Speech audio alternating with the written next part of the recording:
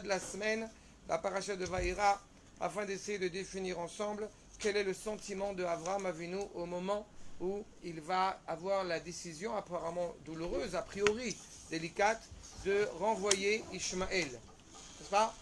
Évidemment, toute implication contemporaine à ce présupposé n'est pas fortuite.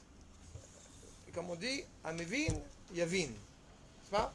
Comment doit-on réagir d'un point de vue traditionnel, encore une fois selon l'exégèse traditionnelle, si éventuellement il y avait des descendants de Ishmaël qui se présentaient à nous aujourd'hui, quelle devrait être éventuellement non seulement notre décision, mais surtout notre sentiment à l'égard de ces descendants de Ishmaël.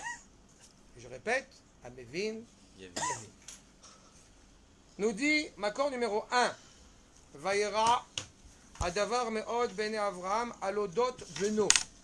Cela lui fait de la peine, lui fait mal à Avraham, odot beno, concernant son fils. Il va falloir essayer de définir ensemble d'abord, qu'est-ce qui lui fait de la peine? Première question. Deuxième question, son fils, j'en conviens, mais qu'en est-il de la servante? On nous dit expressément, il a une contrariété par rapport à son fils, mais on n'a pas parlé d'Agar. Étrange. Et c'est intéressant qu'on va passer de Beno à quelques versets plus loin au fils de la servante. Ça aussi, il va falloir qu'on essaie d'y réfléchir. Tout d'abord, Rabbeinu Avraham ibn Ezra, accord numéro 2, Odot Kemo Davar. C'est-à-dire, Al Odot Beno, Ishmaël, au bout du compte, est comme son fils. Peut-être on peut le comprendre comme ça. Donc il a de la peine, c'est son fils. Biologiquement, bon, il y a un lien qui s'installe entre eux. Top. Il a jamais refusé Abraham, il a jamais refusé Ishmaël. Tu m'as entendu? Il a jamais refusé Ishmaël, Abraham. Pourquoi il n'a pas refusé Ishmaël? Non, mais il a jamais. On pourrait croire qu'il le jette parce qu'il n'est pas dans le chemin de la Torah, mais il l'a jamais dit explicitement. On va voir, on va voir. Tout va s'expliquer. Rashi va un petit peu dans ton sens. Alodot Beno, accord numéro 3, Al Sheshama, She Yatsa le Tarbut Ra'a. Première raison évoquée chez Rashi. Pourquoi il est contrarié? Pas parce qu'il faut le virer. Parce que il est immoral. Ce que Sarah a décelé, évidemment. Mais Tzachek, c'est très bien, c'est très bien. Pose des questions, il n'y a pas de problème. Mais je vais avancer, mais juste qu'on avance comme ça, et tu vas voir que tout va s'éclaircir. Mais n'hésite pas, c'est très bien. Je reprends. Donc, Al Sheshama Sheyatsa le Tarbut Ra'a. Il est sorti à une culture problématique, négative, et c'est ça qui d'abord le contrarie. D'accord? Il est en train d'éduquer, il est en train de construire un monde, Avraham Avinu. Il est en train justement d'éduquer le monde entier. Nous l'avons déjà évoqué. La volonté de faire ce qui est juste, ce qui est bien, qui est inhérent à Avraham. Et sort quelqu'un de la maison d'Avraham. Je vous rappelle qu'il a fait la circoncision à lui et aussi à tous les gens qui habitaient dans son foyer. C'est-à-dire qu'il a envie d'élever le monde entier. Et voilà que sort quelqu'un qui est profondément problématique. Je rappelle quand même, dira le Midrash, que Ishmaël Metzachek, au bout du compte, Sarah, elle l'a vu en ce jeu malvenu, malhonnête, incohérent de la part de Ishmaël, une volonté de commettre l'idolâtrie, le meurtre et la débauche envers Yitzhak Avinu. Donc il est clairement immoral. C'est ce qui sort de cela. Deuxième raison évoquée chez Rashi, mais c'est intéressant qu'il n'a pas commencé par celle-ci. Upshuto al sheomeret lo le sholcho. Premier sens que dit Rashi, parce que il est totalement débile. Il est totalement parti à l'ouest. Ken? La Romaine, ce genre de personne. On est d'accord, c'est son fils, d'accord, en tant que père, il ne peut pas le tuer, etc. On ne rejette pas quelqu'un et on sait qu'il va se développer, il va étendre On va voir. tout le mal. Il ne faut pas A priori. enlever le mal à la racine. Oui, mais encore une fois, il y a une volonté de grâce, le chesed constant chez Abraham qui veut transformer la réalité. D'accord? On essaye d'éviter le meurtre originel de Caïn et de Havel. On a réussi vis-à-vis de l'autre, on a réussi, et peut-être on peut l'éviter.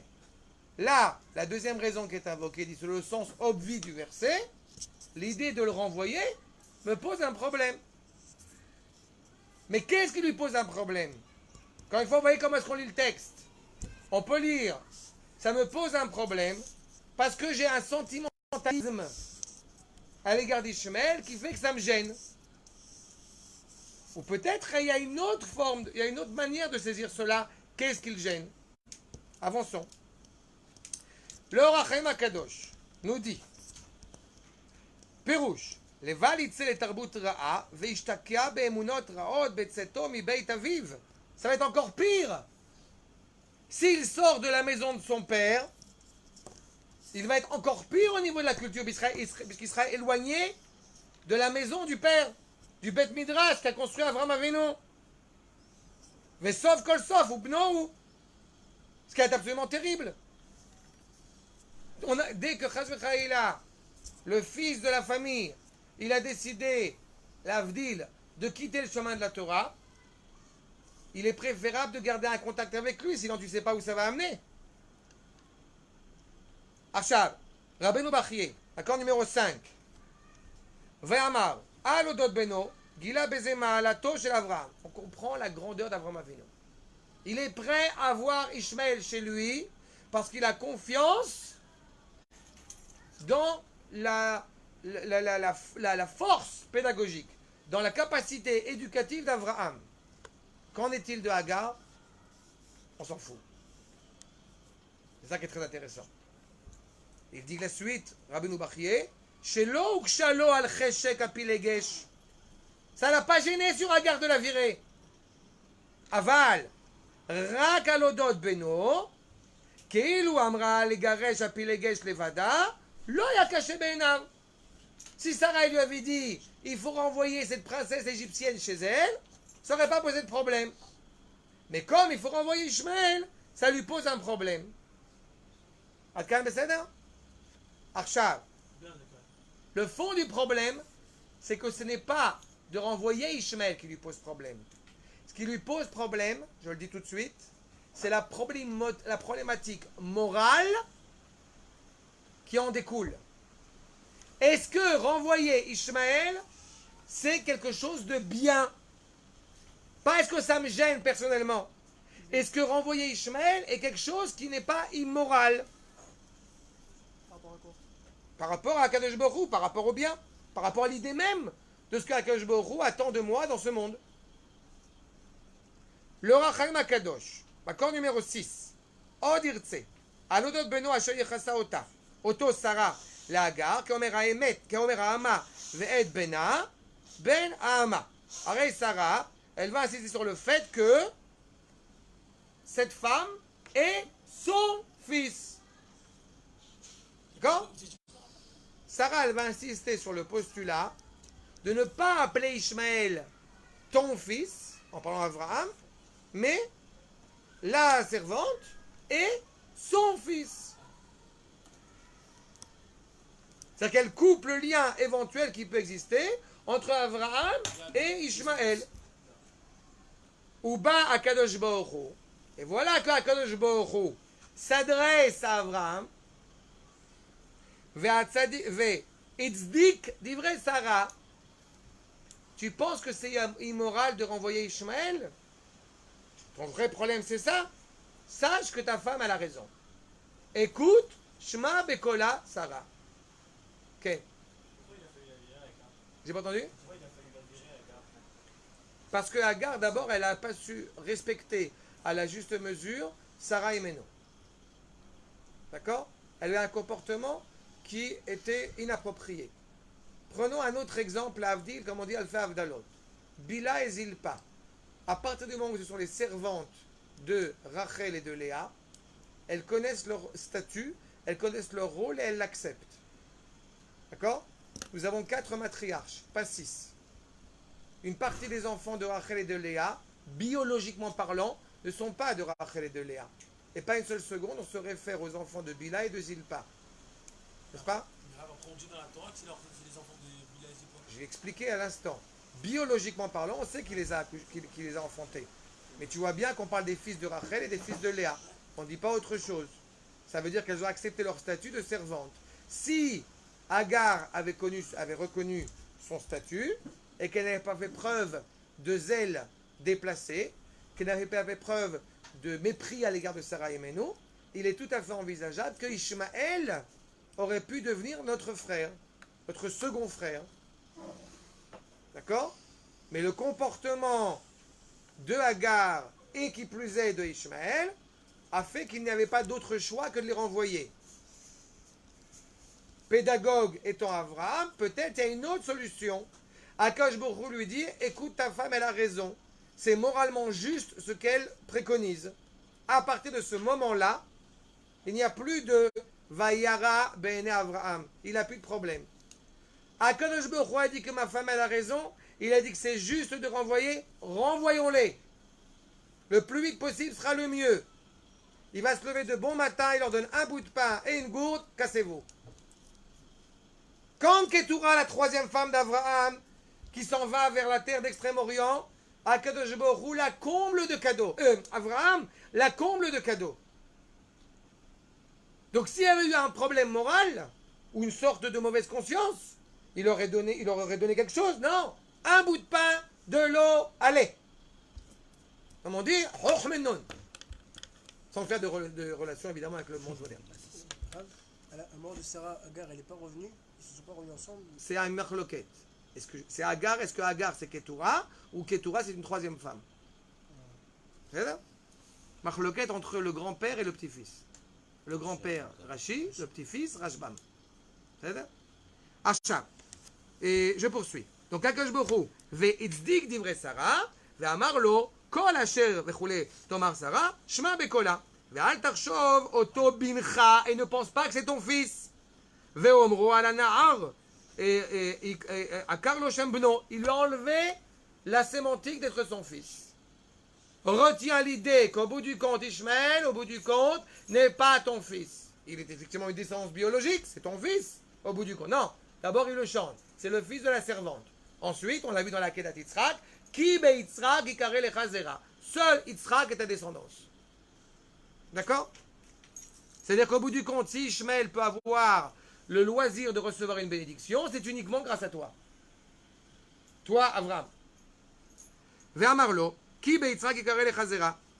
Ou ben ze al shem imo ikare. Ve'u amroam. Là encore, on voit bien la problématique de la matrinalité et de la... Vous êtes avec moi ou vous dormez? La patrinalité ou la matrinalité. D'accord? Il y a certaines traditions qui vont essayer de démontrer que, historiquement parlant, il y a eu une époque où on était juif d'après le père et pas d'après la mère. C'est-à-dire? Et bien, vous voyez bien que, à l'origine, ce qui va être l'énorme différence entre Ishmaël et Yitzhak, c'est la mère. D'accord? Donc, l'essence même du peuple juif commence par ce relien à la matrinalité. Achav, ve'omro, ve'gam et ben ha'ama, ve'gomer. Ton fils, c'est le fils de Sarah, et le fils de la servante. Aram, ils savent. Regarde, on est sur Ishmaël, je t'en supplie. Quand on arrivera à Esav, j'ai encore beaucoup à dire sur Esav. Non, parce que c'est. Oui, mais c'est Esav. C'est-à-dire, viens, on est sur Ishmaël. C'est-à-dire, je te promets avec Esav, j'ai beaucoup. Crois-moi, si je me lâche sur Esav, on n'a pas fini. C'est-à-dire, Vetimsa, Shechazar Avraham, Veoda le Divrea, Dirtiv, Vaishkem Avraham. J'ai dit tout à l'heure, Avraham, il s'est levé de bon matin, il a bien dormi pendant toute la nuit. Pour la Kedat Yitzhak, c'est pareil. Il se lève, il a bien dormi toute la nuit pour se préparer à la ligature de Yitzhak. Donc Avraham est très serein. S'il était contrarié par le fait de renvoyer Ishmaël, il n'aurait pas bien dormi la nuit. Mais Vaishke, c'est-à-dire qu'il se lève de bon matin, frais. C'est pas? Frais comme un gardon. Ve'et hayeled. Ve'lo amar ve'et beno, qui eida katuv al Avraham. Et donc il n'a pas pris. Il n'a pas renvoyé son fils. Il a renvoyé le fils de la servante. Ainsi le verset va dire, Makor numéro 7, Vayomer Elohim el Avraham, Al yira be'enecha, ne crains pas pour ce Noar et Alamatecha, ta servante, Kol asher tomar alecha Sarah, Shma bekola ki be Yitzhak, ikare lecha zera. Top, je passe au Rav Sforno numéro 8. Al yira be'enecha. A rajouter le Rav Sforno, ils ont, au bout du compte, quand tu les renvoies, ils ont, au bout du compte, des simanei avdout. Ils ont un signe ostentatoire qui montre que ce sont des esclaves. Ce sont tes serviteurs. Ainsi, il est dit, okay, les garsham, tu n'as pas écrit en plus ça, de les accompagner dehors, les garsham, tu les renvoies. Im simane avdout, que amro, sham, sam al shichma, elle met sur son épaule. Shma bekola. Pourquoi? Ki bedin amra la sotkar. Ce n'est pas encore une fois une sorte de jalousie familiale ou de péripétie qui serait malvenue. Non, c'est uniquement au nom de la justice. Tu fais ce qui est juste de faire. Tu dois bien l'entendre, d'ailleurs on le voit dans la Guéda de Passar par exemple, et ça apparaît, Ishmael n'apparaît pas. Ishmael disparaît de l'histoire. Veishmael ou Banav, Iyu Avadim Lo. Au bout du compte, ce qui doit sortir de cela, c'est que Ishmael sort en étant esclave, fils d'esclave, restera esclave, et sa seule justification d'existence, c'est en tant que reconnaissant qui est le fils aîné, qui est le Seigneur, qui est le maître. D'accord? On voit bien ce qui se passe à la fin des temps, quand Abraham décède et est enterré, et les Toldot Abraham, Yitzhak et Ishmael. On aurait pu penser qu'il faille écrire Ishmael ve Yitzhak, mais le fait est qu'il soit écrit Yitzhak ve Ishmael implique, va nous dire Rashi, qu'à la fin des temps, Ishmael fera tchouva. La seule dimension où Ishmael peut avoir une légitimité, c'est uniquement s'il reconnaît le droit d'aînesse de Yitzhak. Pourquoi il a créé Ishmael juste pour montrer que Yitzhak il était plus grand qu'Ishmael? J'y arrive. Là. Ishmael, c'est le servant d'Israël, entre guillemets. Au bout du compte, le serviteur d'Israël. Lui et ses descendants, je te dis, sont les Avadim Lo, sont les serviteurs de Yitzhak et donc de la descendance de Yitzhak. Qui be Yitzhak ikareh lechazera. Velo bo, c'est uniquement Yitzhak qui sera reconnu comme étant la descendance et pas lui. Vous partez l'un après l'autre, ça veut dire? Je n'ai pas compris. Top. Ensuite, nous dit Rashi, Shema Bekola, il insiste bien sur ce point, Lamad Mouche Aya Avram Tafel et Sarah Beneviut. Ce qui encore une fois met bien en évidence l'idée que Sarah était prophétesse supérieure à Abraham. Donc là encore, on voit bien que tout le processus qui est enclenché met bien en avant l'idée que la vérité, la vérité divine, est proclamée, énoncée par Sarah et Meno. D'où l'importance de l'écouter. Arshav, en quoi cette alliance prend tout son sens? Le Rashbam, le petit-fils, nous dit bien, Ikare lechazera, Beriti, Sheikimoti lezeracha, la tête l'aime et Teres Kenan. Je souhaite leur donner la terre. C'est-à-dire que toute la terre d'Eretz Israël, d'un point de vue de la justice divine, revient pleinement au seul descendant, au seul héritier d'Abraham, à savoir Yitzhak. Et donc par la suite Yaakov, et comme j'ai dit, et ça c'est un sujet, quand on arrivera à Parashat Toldot, j'espère qu'on aura l'occasion d'en parler. Arshav, pourquoi est-ce que Akadosh Baruch Hu a donné vie à Ishmael, a permis de donner vie à Ishmael? La question que je vais poser. C'est-à-dire, réponse du Rachem Akadosh. Je rappelle quand même, on est à 200 ans, à peu près 2 à 300 ans. Rachem Akadosh, Rav Chaim Ben Attar, et qui vient du Maroc, avec entouré justement d'un certain nombre de Ishmaélim autour de lui. Et voilà la réflexion exceptionnelle du Rachem Akadosh. Vous pouvez tout de suite enregistrer, donc j'ai pas le choix, mais vous avez la référence. Nous dit comme cela, Velo Ikare, Bechule Vayashemecha.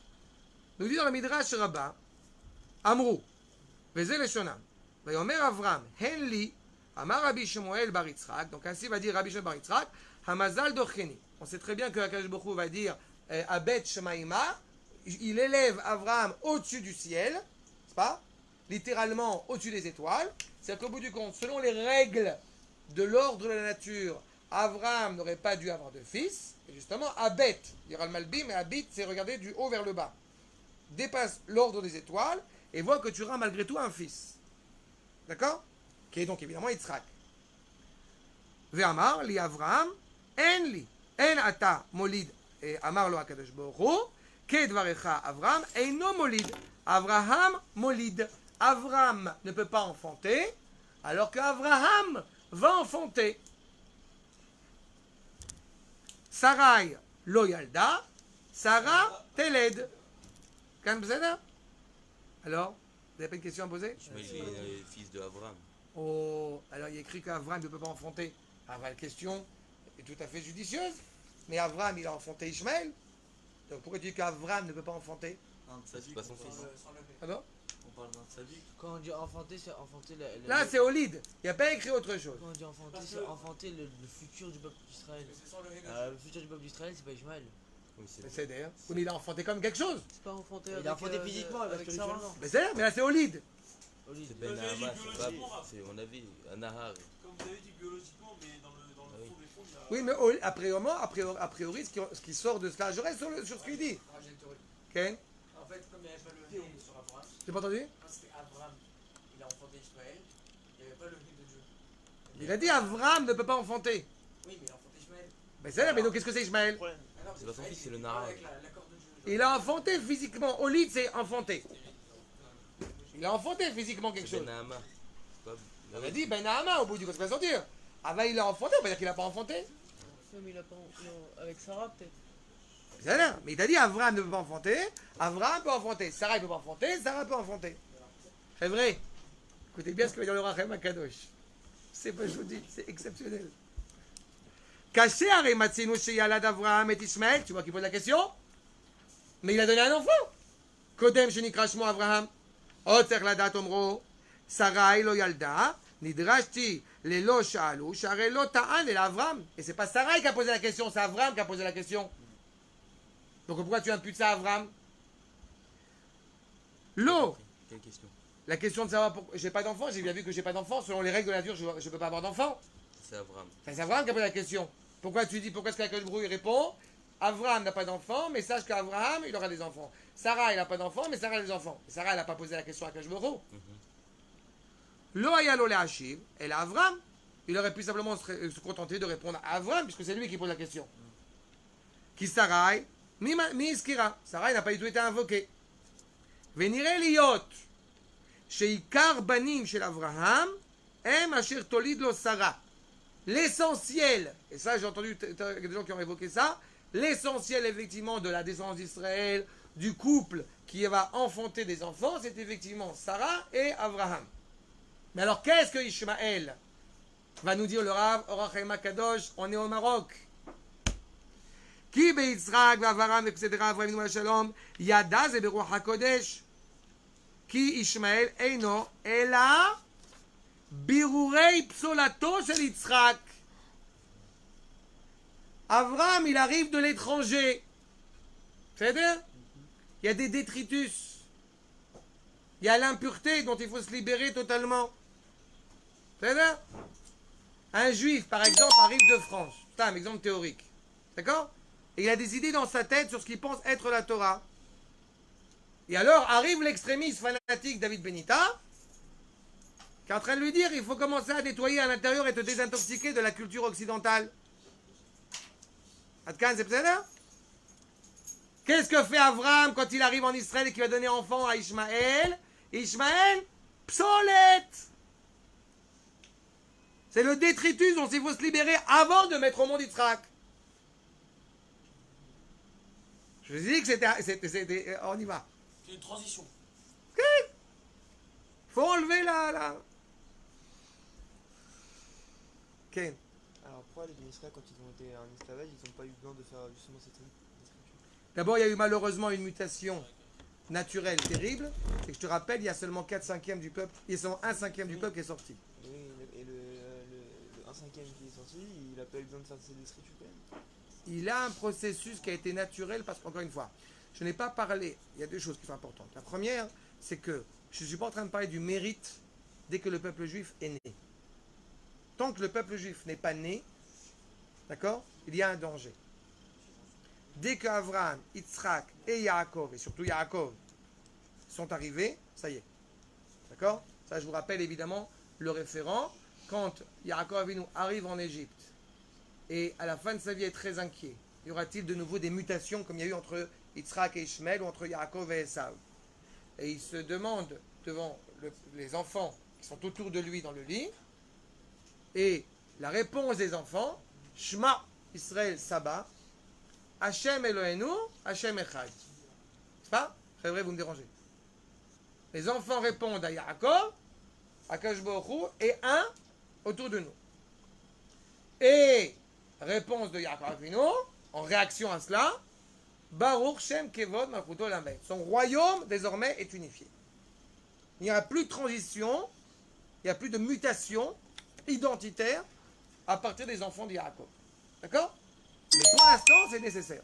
Parce que Avraham Avinu revient de la Babylonie, revient de Ur-Kasdim. D'accord? Achav. Vera Bemazal, qui Karzaro lo yetzel haolam. L'essentiel de la descendance d'Avraham à ce moment-là n'est pas encore sorti. Qui, minastam, le yagid amazal est là à la ish imbatzugo. Pourquoi est-ce que l'ordre naturel des choses n'a dit a priori qu'Avraham ne pouvait pas enfanter? Parce que l'essentiel, encore une fois, d'un homme quand il va donner un enfant, c'est avec celle qui est appelée sa femme. Au grand jamais, Agar n'a été appelée la femme de Avraham. Je vous rappelle quand même qu'Agar était une princesse égyptienne, que quand Avraham est descendu en Égypte, eh bien, le fameux pharaon de l'époque a bien vu que vaut mieux que tu sois la servante d'Avraham que tu restes une princesse en Égypte. D'accord? C'est ainsi en général que beaucoup de nations, là, ont commencé à comprendre. J'ai pas entendu? Alors j'ai expliqué deux choses. D'abord, en admettant, tu as reçu une première réponse qui est fondamentale. La seconde invocation, c'est que Ishmael est le fils de Avram et que Yitzhak est le fils de Avraham. Si tu penses qu'Avram et Avraham sont la même personne, alors tu vas aller voir tous les gens qui ont fait un processus pour se convertir au judaïsme en leur disant qu'en fait ils ne sont pas vraiment juifs. T'as pas compris. T'as pas compris. Non, pas du tout. Pas du tout. Là, tu mets le doigt sur quelque chose, sur une bombe, tu sais pas. Mais Vadaï, il y a une conversion qui est faite. Si le fils est déjà né, et j'ai eu l'occasion dans ma vie de suivre des gens qui sont candidats à la conversion et des conversions de famille, et il est arrivé pendant presque un an que les parents avaient réussi la conversion et les enfants qui étaient adolescents n'avaient pas réussi la conversion. Et ça veut dire qu'après ils sont devenus juifs. Peu importe, parce qu'il y a un processus qui était enclenché. Mais aux yeux de la halakha, eh bien, une personne qui se convertit au judaïsme, ses parents ne sont plus ses parents biologiques. C'est-à-dire? Au niveau de la halakha. Au niveau de la halakha. C'est-à-dire, au niveau de la halakha, je te dis ce qui est. Ça, c'est pas correct, ça, c'est un autre problème. Si tu penses que c'est pas correct, ça, c'est un sujet à part entière sur la justesse de la Torah. Je ne me permets pas de dire c'est pas correct. Si nos Chachamim ont fixé Aleph, c'est Aleph. Mais ça, il faut aussi comprendre ce que c'est que la conversion. C'est un autre sujet. C'est totalement moral. C'est totalement moral. Non, c'est totalement moral. C'est parce que tu ne comprends pas ce que c'est que la conversion. C'est un sujet qu'on expliquera avec plaisir ensemble. Mais ce n'est pas le sujet maintenant. Et j'ai évoqué ça pour que tu comprennes que le changement de lettre, l'ajout de la lettre Hey chez Avram, qui devient Avraham, ce n'est pas un simple détail technique. C'est beaucoup plus que ça. Ok. Mais avant d'avoir son riz en plus, J'ai pas entendu. avant d'avoir son riz supplémentaire, Abraham il était quand même quelqu'un de bien. J'ai pas dit. Mais c'est pas. Arrête là. Là, tu soulèves un autre problème. On a le droit de ne pas être juif et d'être quelqu'un de moral et de bien, d'accord? C'est pas interdit. Le problème c'est que déjà à l'époque il n'y avait pas de judaïsme. Ça, c'est un autre problème. Ne commencez pas à rentrer dans tous les détails. La réalité, c'est que le brit qui va être décisif pour fixer la mise en place du peuple juif, d'accord, est décidé à partir du moment où Avraham devient Avraham. Je rappelle, par information, que Yaakov est encore Yaakov quand il devient Israël, alors que, traité de Brachot bien célèbre, sur le fait que nous n'appelons jamais Avraham. Donc Avraham a totalement disparu. Ok, mais là on est en train de juger Ishmaël en fonction de son père. Non, je ne juge pas Ishmaël. Je suis en train de savoir quel est le sentiment. J'ai expliqué au début du cours. Je suis en train d'essayer de comprendre, dans quel contexte avons-nous renvoyé Ishmaël, dans quel contexte Ishmaël est ou n'est pas considéré comme étant le frère de Yitzhak, et le troisième point, dans quelle mesure Ishmaël sera considéré comme étant le fils de Avram ou non. C'est ces trois points que j'ai essayé de développer, que je n'ai pas encore terminé, ces trois points que j'ai développés. Et nous avons montré encore une fois aux yeux d'Akadosh Baruch Hu quel est le sentiment d'Akadosh Baruch Hu, tel qu'il nous l'est transmis dans la Torah. C'est le postulat.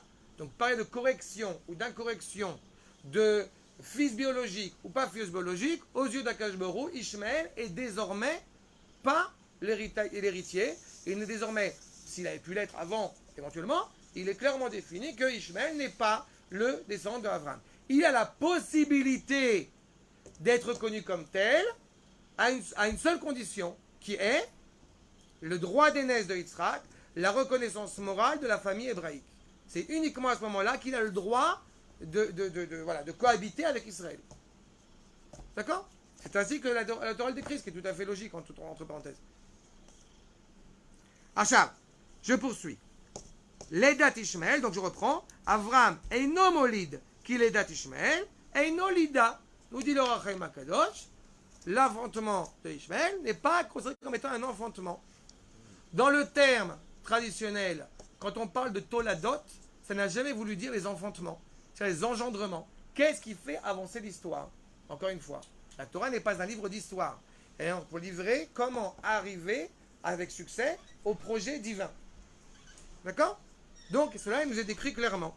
Ki omro, ki be Yitzhak yikare lecha. Seul Yitzhak est considéré comme étant ta descendance. C'est tout. Achat. Le Ramban. Non, je vais sauter le Ramban. Encore que j'ai dit, peut-être la jusqu'à souligner. Israël et Vadam, Ikiru Goïm Ve'amim. À partir de ce moment-là, le peuple juif, il y a beaucoup de peuples là dans le monde. D'accord? Quelle est leur justification d'existence? C'est encore une fois de cerner l'importance, la centralité du peuple juif. Pas de manière absolument ethnocentriste, qui n'est pas de malentendu, on l'a déjà évoqué, mais d'un point de vue moral. D'accord? Cette moralité est définie, énoncée par justement Akadosh Baruch Hu lui-même. D'accord? Arshab, V, Gam et Ben Hama, et vous voyez, tel que cela a été défini, V, Gam et Ben Hama. Si on dit que seul Israël est appelé Mamlechet Kohanim et Goy Kadosh, Goy, qu'en est-il de Ishmaël? On voit bien dans le verset qui est le suivant que Ishmaël aussi est appelé Goy. Lui aussi c'est une nation au bout du compte. Vegam et Ben Hama, ça te fait rire, tu peux sortir, il n'y a pas de problème. Non, c'est-à-dire, on a dépassé le cas de scolaire. Vegam et Ben Hama, les Goy asimenu, qui zeracha ou. C'est pas? Ishmaël aussi est appelé Goy. C'est une nation. Lui aussi, je vais te donner une descendance. Je vais lui donner une descendance. Que répond le Rav Sforno? Vegam el raouy, shetidag al shetegeresh et aben. Ne t'inquiète pas quand tu renvoies ce fils. Lui aussi aura une descendance. Lui aussi sera une nation. Qui tegeresh et ben Hama, lo bincha. D'abord, tu n'as pas renvoyé ton fils, tu as renvoyé le fils de la servante. 1. 2. Michol makom, les goy asimenu. De lui aussi, je vais en sortir une nation. Pourquoi? Pourquoi je vais sortir de Ishmaël une nation? C'est vrai, que vous en pensez? Pourquoi de lui je vais sortir une nation? Ça veut dire? Oui, c'est la descendance, mais non, alors. Il faut savoir. Fait. Mais ça veut dire, justement, il n'a pas eu le mérite d'être reconnu comme étant ta descendance. Il n'a pas eu le mérite d'avoir l'abondance. Donc à quel titre il devient une nation? Pardon? Sroutavot. Esclave, vous allez dire. Mais je ne vais pas rentrer dans. Ce qui est sûr, ce que vient de dire Yaakov, c'est le mérite des pères.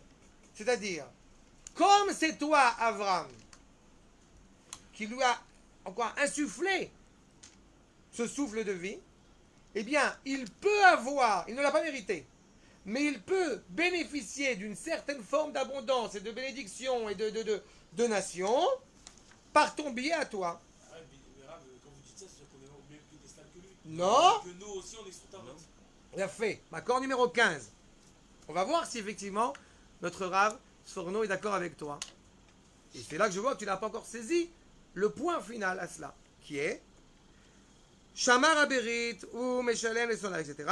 Vetaam Racha Vetov Lo ou les Shte Sibot. Comment est-ce qu'on peut être un Racha et profiter pleinement de la vie, pleinement de la réalité? Achat, Isrut Avot. Comme il a un père, c'est Abraham, alors il a le mérite des pères. Beishmael Kizer Raou. C'est-à-dire que lui-même, il n'a pas mérité d'avoir tout ça. Mais comme Abraham, il est présent, c'est une réalité, donc il a reçu quelque chose. Mais, mais lui, est-ce qu'il a un mérite quelconque? Bilti Magia, c'est clair qu'encore une fois, ce mérite ne relève que de ce monde-ci, pas pour l'éternité. Première réponse, Arabe Lalouche. Première réponse, la Beracha sur le Ham Israël, elle est éternelle, elle est indéfectible. Malgré les fautes qu'on peut éventuellement commettre, la réalité du peuple juif est éternelle. La bénédiction sur, justement, les enfants d'Ishmaël n'est pas éternelle, parce que justement, elle n'est reliée qu'au mérite des pères. Un. Deuxième point, comment est-ce qu'ils peuvent perdurer malgré tout une certaine forme d'abondance à une seule condition, ce que nous décrit le Rav Sforno. Ou Meshalem lo beolamazé, il aura tout le privilège, la richesse dans ce monde-ci. Chez En Akadosh Baruch Hu mekapeach sachar kol bria. Quand encore une fois tu as fait un truc bien, eh bien Akadosh Baruch Hu ne l'oublie pas, ne l'annihile pas. Mais la seule solution pour qu'Ishmaël puisse accéder à la bénédiction, à l'abondance, à la louange, éventuellement, même pour l'éternité, c'est quand il reconnaît la centralité d'Israël. À partir du moment où Ishmaël reconnaît qui est le fils aîné, eh bien, cela sera tout à fait bénéfique pour lui. Je voudrais terminer en vous référant une anecdote qui est arrivée à Merkaz Arabe il y a des années de cela. Le Rav Tzvi Yehuda, les élèves à Merkaz Arabe ont voulu organiser des rencontres avec les populations, les minorités, comme on dit, les populations avoisinantes, les populations arabes. Et le Rav Tzvi Yehuda a trouvé ça très juste et très noble. Et il a demandé simplement à ses élèves de le faire qu'à une seule condition. Que les Arabes acceptent l'idée que le peuple juif est revenu sur sa terre. Eh bien, du fait que justement, semble-t-il, ils n'ont pas voulu le reconnaître, les rencontres n'ont jamais eu lieu. À partir du moment où toutes les populations environnantes, telles que cela est déjà défini et décrit dans le Coran clairement, reconnaissent que nous sommes les descendants, les dignes descendants de Abraham, Yitzhak et Yaakov, alors le dialogue avec eux est tout à fait louable et envisageable. Tant qu'ils ne l'ont pas reconnu, il faudra peut-être d'abord que nous on le reconnaisse clairement, alors cela malheureusement est un obstacle à tout dialogue envisageable. Encore une fois, cela a commencé et se termine par une discussion morale. D'accord? Des questions? Ken?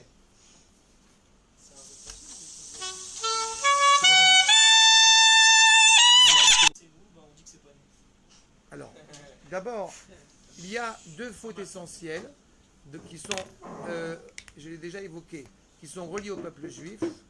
D'accord, essentiellement, quand on parle de la mise en place du peuple juif, comme je l'ai dit tout à l'heure, il ne faut pas mélanger deux choses. Il y a avant la mise en place du peuple juif et juste après. D'accord? Tant que le peuple juif n'est pas né, il y a des difficultés. Il y a une complexité dans le monde dans lequel nous vivons. D'accord? C'est-à-dire qu'il y a une contradiction, il y a une inadéquation entre la réalité du monde et la volonté du Créateur. Comme on a dit, on voit bien que les matriarches, par exemple, ont eu du mal à mettre des enfants au monde. Le monde naturel, l'ordre des choses, eh bien, ne va pas de pair avec le projet divin. Il y a une contradiction dans les termes. Ça, c'est une première chose. Et donc, il y a des moyens, parce qu'encore une fois, la destinée du monde en dépend.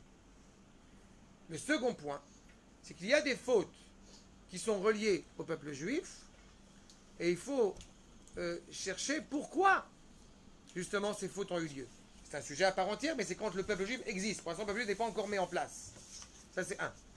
La deuxième chose, c'est que si ça avait été David Benita qui se fourvoie et qui se désolidarise ou qui se défait de la responsabilité de telle ou telle chose, alors ça serait éventuellement tout à fait entendable ce que tu dis. Sauf que là, c'est Akadosh Baruch Hu lui-même qui parle. Si je vais dans ton sens, qu'est-ce qui a décidé de prendre Agar, de proposer Agar? C'est Sarah. Et encore une fois, il y a une vertu fédératrice, une vertu universelle qu'on a vue chez Abraham et qu'on a vue aussi chez Sarah dès le départ, de vouloir transmettre cette parole vraie à l'humanité. D'accord? Si Agar l'avait accepté pleinement, l'avait reconnu, sans être méprisante, sans mal se comporter à l'égard de Sarah, cela aurait été bénéfique et une bénédiction et une louange pour eux. D'accord? Le problème, c'est que toutes ces cultures qui vont, au bout du compte, se développer, elles ont une tendance à accepter la culture hébraïque, mais la déraciner de sa source. Si tu as l'occasion de lire le Coran, tu pourras voir qu'ils ont pris tous les personnages bibliques et les ont transformés en musulmans. D'accord? Donc il y a malheureusement une conséquence terrible de ne pas reconnaître la source, de ne pas reconnaître l'origine.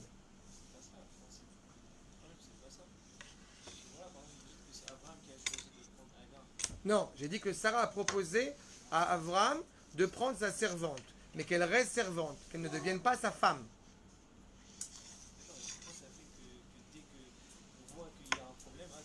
Non, c'est pas un problème. Elle le dit elle-même, Sarah, qu'elle met en danger, Ishmaël met en danger, je l'ai expliqué tout à l'heure, Metzachek, il est invoqué par la débauche, le meurtre et l'idolâtrie. Il met en danger Yitzhak. Quand on a un enfant, on l'assume. Alors, je viens d'expliquer à l'instant que, quand on parle quand on parle des patriarches et des matriarches, on ne parle pas justement, on parle pas justement d'un couple particulier, on parle de la mise en place de la finalité du projet divin. Et la mise en place de la finalité du projet divin est mise en danger à ce moment-là. Il y a une question qui s'impose. C'est pourquoi est-ce qu'il fallait que Ishmaël arrive tout court? Pourquoi est-ce que Sarah a fait ça? C'est un sujet à part entière. Mais en tous les cas, le peuple juif, à ce moment-là, est mis en danger. Je te rappelle que Esav, de la même manière, veut assassiner Yaakov. C'est trop sérieux. J'admets le fait qu'on l'ait viré. Moi, je n'admets pas, c'est qu'on dise qu'il vient pas de nous, qu'on le dise, c'est une chose, d'accord. Il n'a pas dit qu'il vient pas de nous. Vas-y, c'est pas le fils d'Abraham. Non, j'ai expliqué que ce n'est pas le fils d'Avraham. C'est le fils d'Avram. On l'a vu dans les versets. C'est le fils d'Avram. Ce n'est pas le fils d'Avraham. Ça ne sous-entend rien du tout. C'est toi qui sous-entends qu'il fait une extrapolation de ce que j'ai dit. J'ai dit clairement ce que cela implique. J'ai dit clairement ce que cela implique. Avraham, c'est celui qui a fait l'alliance avec Akadosh Baruch Hu. Ishmaël, au bout du compte, refuse cette alliance. Il refuse cette alliance, c'est son problème. Il assume ce qu'il fait. Mais tu verras par la suite dans le Midrash que Ishmaël, quand il se marie, Avraham va le voir, justement parce que j'ai dit qu'il fait tchouva à la fin de sa vie. Donc il peut être reconnu comme le fils d'Avraham à la fin de sa vie. D'accord? C'est ponctuel dans la dimension morale. Je l'ai dit tout à l'heure. Il n'y a pas écrit les Toldot Avram, Yitzhak et Ishmael. Et Toldot Avraham avec le Hey, Yitzhak et Ishmael. Vous êtes très optimiste. Donc il y a une possibilité pour que Ishmael soit reconnu comme étant le fils de Avraham si il, encore une fois, corrige ses écueils moraux. D'accord? C'est tout à fait louable. Seulement à ce moment-là, tant que la mise en place du foyer, du tronc de la famille hébraïque n'est pas en place, c'est trop dangereux. D'accord? Ken? Pourquoi on élimine le mal pour après n'avoir que le bien? Hachem, au début, il avait fait ça avec Adam. Enfin, il avait fait ça avec Adam et Chava. Le mal il était en dehors de nous. Au final, il nous l'a mis en nous pour nous faire avancer tout ça. Alors que là c'est le contraire. C'est Avram, s'il avait enfanté Ishmael après s'être appelé Abraham, l'enfant il aurait pu avoir le mal et le bien en lui. Là, alors, on l'a dissocié. Bien fait. C'est vrai, il est 4h38, ça veut dire que ceux qui doivent partir, 4h30 étant passés, plutôt que de parler, vous pouvez tranquillement, ceux qui veulent rester, avec plaisir. Maintenant, je réponds à la question de Dan. D'abord, Adam Arishon est né avec un manque, d'accord, qui se doit de compléter.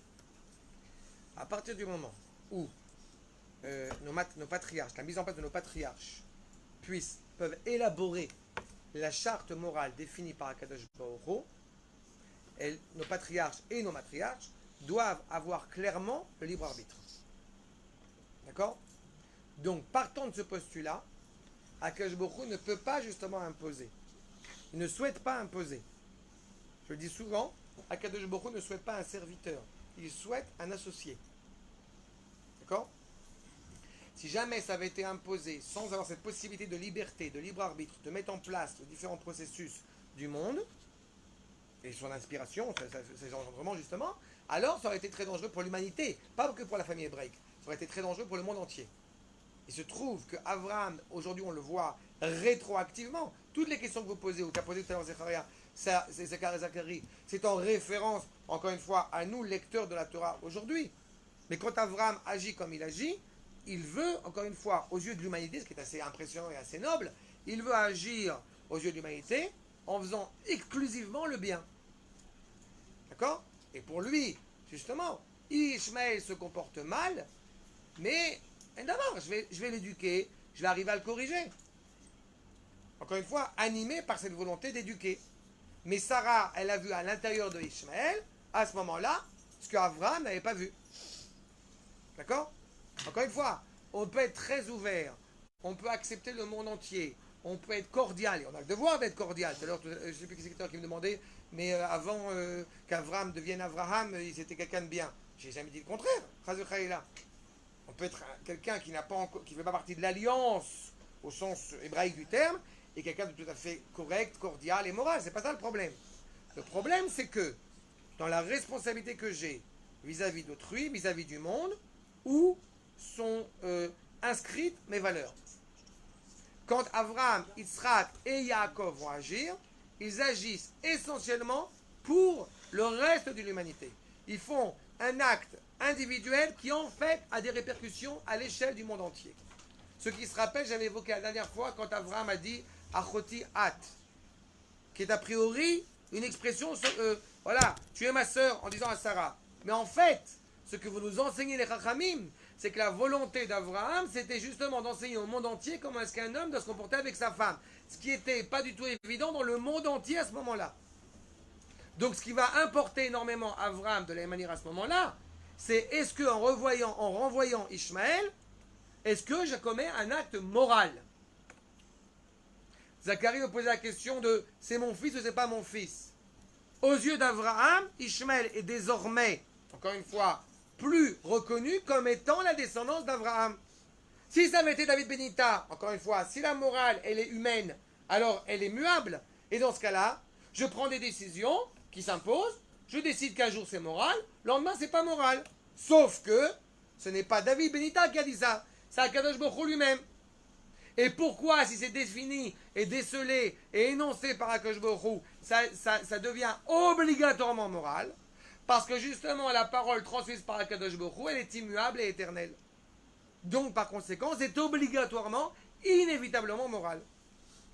La liberté de choix doit exister en l'homme, et c'est parce que l'homme va choisir le bon choix qu'il se définit comme étant un homme profondément moral.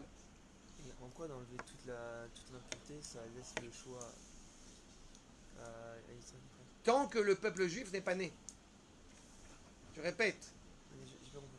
Abraham, Yitzhak et Yaakov sont nés. Dès qu'ils sont nés, on peut affronter toutes les difficultés qui peuvent exister.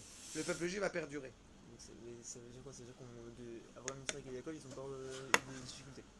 Ils ont énormément de difficultés. Mais ils ont des difficultés qu'ils ont pu affronter. Pas au sein de la maison.